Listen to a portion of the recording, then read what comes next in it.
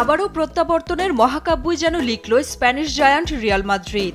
৮৫ মিনিট পর্যন্ত ২-১ গোলে পিছিয়ে থাকা গ্যালাক্টিকোরা দিন শেষে ম্যান সিটিকে হারিয়ে দিল ৩-২ গোলে। ইতিহাদে অবশ্য শুরু থেকে বল দখলে রেখে আধিপত্য দেখিয়েছিল সিটিজেনরাই। বিপরীতে আক্রমণের ঝড় তুললেও গোলের দেখা পাননি রিয়াল। উল্টো ১৯ মিনিটে স্বাগতিককে লিড এনে দেয় আর্লিং হল্যান্ড।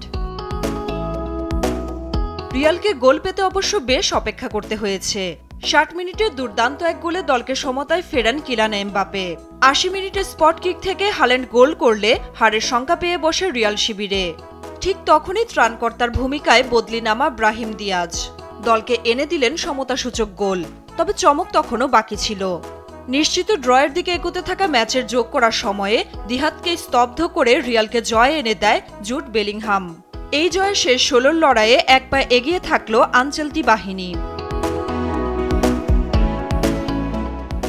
আরেক ম্যাচে মুখোমুখি হয়েছিল দুই ফরাসি ক্লাব ব্রেস্ত ও পিএসজি, যেখানে একক আধিপত্য দেখিয়ে ৩-০ গোলের সহজ জয় তুলে নিয়েছে লা প্যারিসিয়ানরা। ২১ মিনিটে স্পট কিক থেকে দলকে প্রথম লিড এনে দেয় ভিতিনহা। এরপর প্রথমার্ধের শেষ মিনিটে লিড দ্বিগুণ করেন ওসমান দেমবেলে। বিরতির পর ব্রেস্তের কফিনে শেষ পেরেক ঠোকেন এই ফরাসি forward.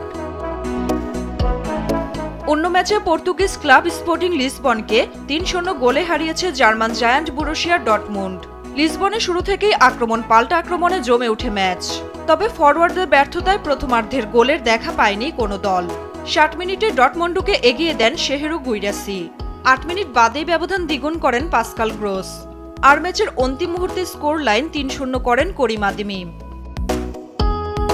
Nafia Farzana, sports desk, দেশ টিভি।